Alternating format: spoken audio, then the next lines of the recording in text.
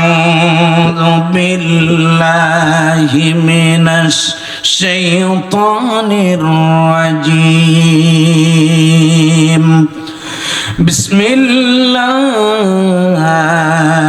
الرحمن الرحيم والتين والزيتون وطور سينين وهذا البلد الأمين لقد خلقنا الإنسان في أحسن تقويم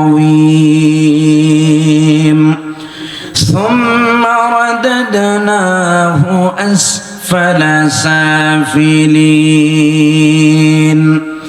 إلا الذين آمنوا وعملوا الصالحات فلهم أجر غير ممنون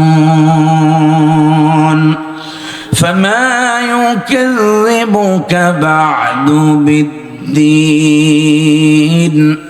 أليس الله بأحكم الحاكمين صدق الله العظيم আমি আপনাদের খেদমতে কোরআনুল কারীমের 30 নম্বর পারার সূরাতুত তিন আপনাদের খেদমতে তেলাওয়াত করেছি। এই সূরার ভিতরে মাত্র 8টি আয়াত আছে। কয়টা আয়াত? এই 8টি আয়াতের ভিতরে আল্লাহ রাব্বুল আলামিন মানব সৃষ্টির মূল তত্ত্ব এবং তথ্য এবং মানব সৃষ্টির মূল উদ্দেশ্য আল্লাহ রাব্বুল আলামিন আলোচনা করেছেন। এবং মানুষকে যে উদ্দেশ্যে সৃষ্টি করা হয়েছে, মানুষ যদি সেই উদ্দেশ্যে কাজ না করে তাহলে তার পরিণতি কত ভয়ঙ্কর হবে, আর যদি করে তাহলে তার প্রতিদান কত বড় হবে সেই সম্পর্কে আলোকপাত করেছেন আল্লাহ সুবহানাহু ওয়া তাআলা। আল্লাহ রাব্বুল আলামিন বলছেন ওয়াত-তিনি ওয়াজ-যাইতুন। তিনের আগে উলামায়ে কিরাম যারা আছেন তারা বুঝবেন, তিনের আগে যে ওয়াও আসছে এই ওয়াওটাকে আরবি গ্রামারে ওয়াও-এ কসমিয়া বলা হয়। আল্লাহ তাআলা বলছেন তিনের কসম, ওয়াজ-যাইতুন এবং যাইতুনের কসম। তিন এবং যাইতুন এ দুটি ফল বা বৃক্ষের নাম। একটা তিন ফল যেটি, এটা আমরা অনেকেই চিনি, এখন আলহামদুলিল্লাহ বাংলাদেশে আসে। এই তিন বেশি উৎপাদন হয় সুরিয়ায়, বিশেষ করে সিরিয়ায়। এই জন্য আল্লাহ রাব্বুল আলামিন মূলত এই তিনের মধ্য দিয়ে আল্লাহ সুবহানাহু ওয়া তাআলা সিরিয়ার কসম করেছেন। কিসের কসম? সিরিয়ার কসম। 2 নম্বরে আল্লাহ তাআলা বলছেন ওয়াজ-যাইতুন, যাইতুনের কসম।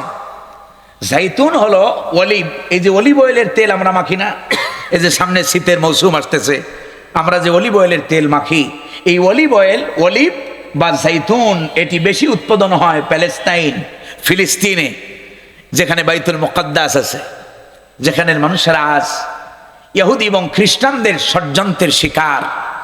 যেই বাইতুল মুকাদ্দাস মুসলমানদের প্রথম কিবলা। আমরা আল্লাহর কাছে দোয়া করি, রব্বে কারীম এই বাইতুল মুকাদ্দাসকে আপনি মুসলমানদের হাতে, আল্লাহ তাআলা মুসলমানদের হাতের কর্তৃত্ব আবার পুনরায় দান করে দেন, বলি আমিন।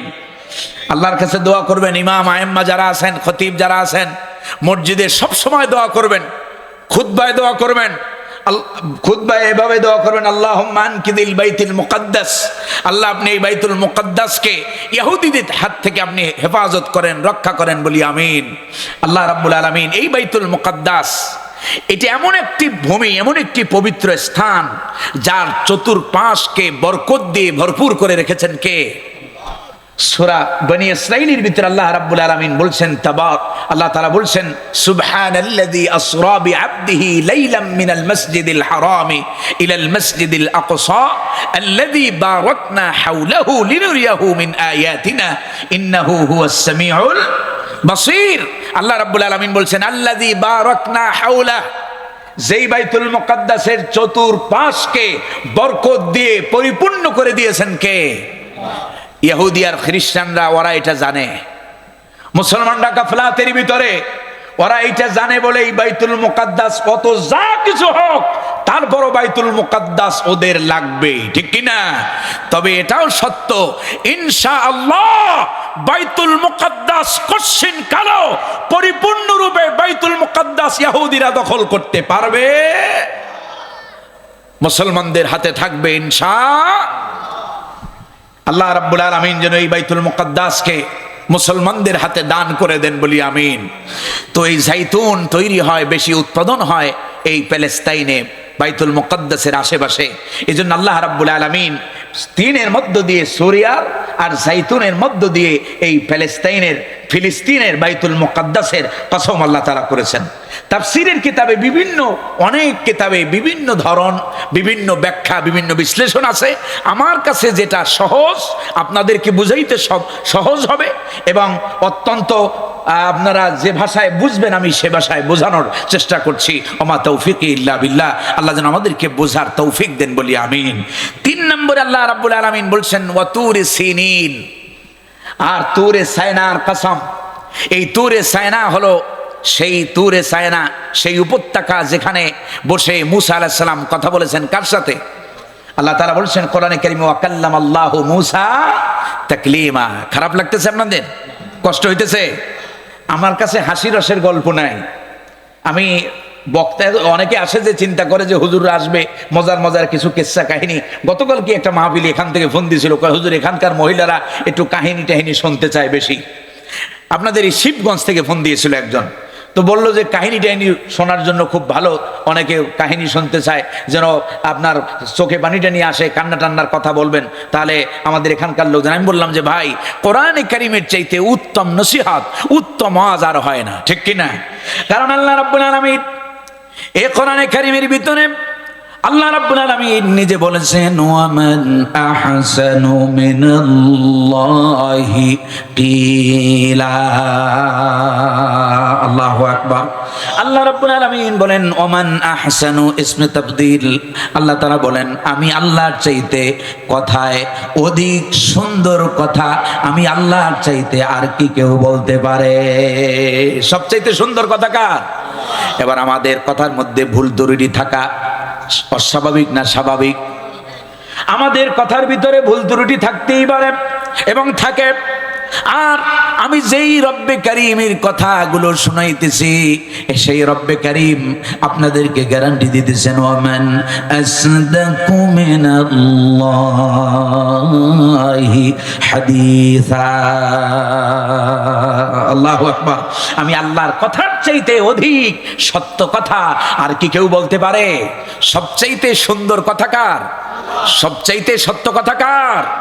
এই জন্য নবীজি সাল্লাল্লাহু আলাইহি ওয়াসাল্লাম বলেছেন, যে ব্যক্তি মান ক্বালা বিহি সাদাকা, যে ব্যক্তি কোরআন দিয়ে কথা বলে সে ব্যক্তি সত্য কথা বলে। সুবহানাল্লাহ বলবেন না? আর যে ব্যক্তি এই কোরআন দিয়ে মানুষদেরকে রাস্তা দেখায়, পথ দেখায়, আল্লাহর হাবিব বলেন হুদিয়া ইলা সিরাতিম মুস্তাকিম, সে যেন সরল সঠিক পথের দিশা দান করলো।